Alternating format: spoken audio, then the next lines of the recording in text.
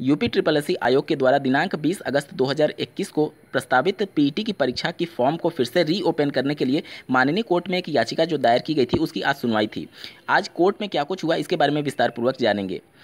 शिक्षक भर्ती की अब उम्मीदें कितनी बची हुई हैं, इस पर आप लोग के तमाम प्रश्न आ रहे हैं, जिसका जवाब मैं देने की कोशिश करूंगा। 69,000 सहायक अध्यापकों की भर्ती से जुड़ा हुआ आरक्षण मामले पर अभी वर्तमान स्थिति क्या है और 69,000 में 22,000 पद को जोड़ने के संदर्भ में अभ्यर्थी जो संघर्ष कर रहे हैं, वहीं अब तीसरा गुट भी अब एक्टिव हुआ है। इसके बारे में हम लोग इस वीडियो में डिटेल में चर्चा करेंगे।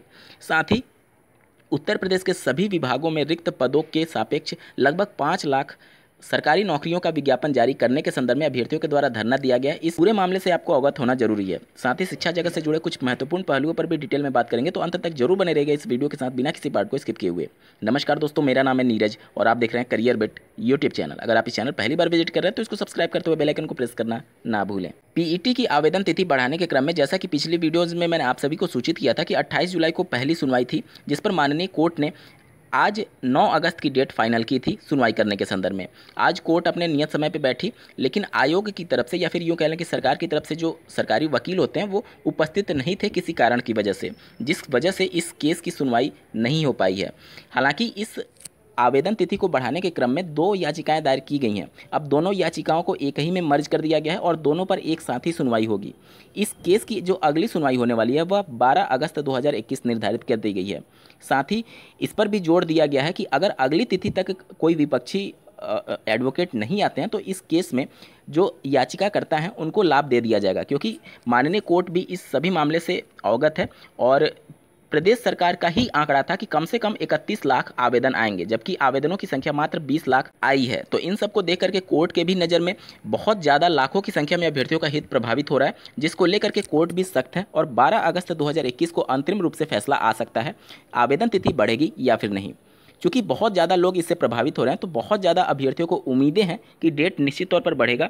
अब बड़ा सवाल यह है कि आवेदन की तिथि फिर से बढ़ाई जानी चाहिए या फिर नहीं। देखिए, कोर्ट की तरफ से जो फैसला आएगा वो तो खैर आएगा ही 12 तारीख को, लेकिन अभ्यर्थी अब 2 गुटों में बढ़ चुके हैं, जहां एक गुट ये चाहता है कि अब आवेदन की तिथि ना बढ़ाई जाए और परीक्षा अपने नियत समय पर हो। उनका तर्क यह है कि बहुत से अभ्यर्थी जो आवेदन नहीं कर पाए हैं वो फिर अंतिम तिथि का क्यों वेट कर रहे थे।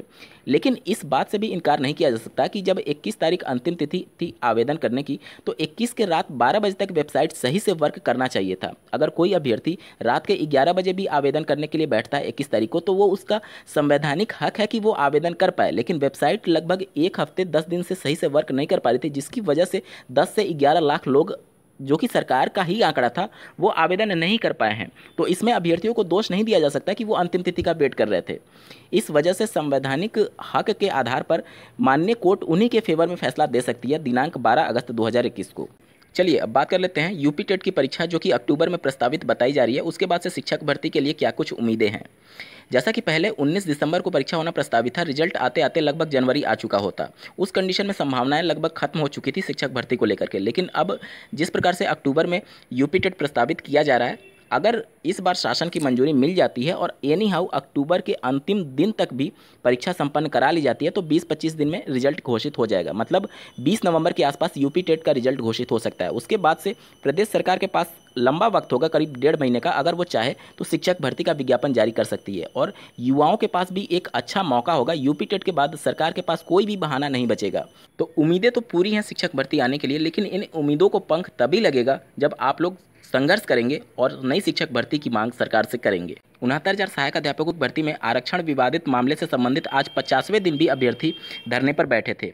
सरकार के द्वारा माननीय मुख्यमंत्री जी के द्वारा खुद संज्ञान लेने के बावजूद और 1 हफ्ते में पूरे मामले का निस्तारित करने के आदेश दिए जाने के बावजूद भी अभी तक इस पर कुछ अंतरिम रूप से फैसला नहीं लिया गया। हालांकि विभागों में ये बातें चल रही हैं कि जल्द ही इनको फैसला दे करके इन जो भी विवादित मामला है इसको निपटा लिया जाएगा, लेकिन अभी तक अंतरिम रूप से कुछ भी फैसला नहीं हो पाया है।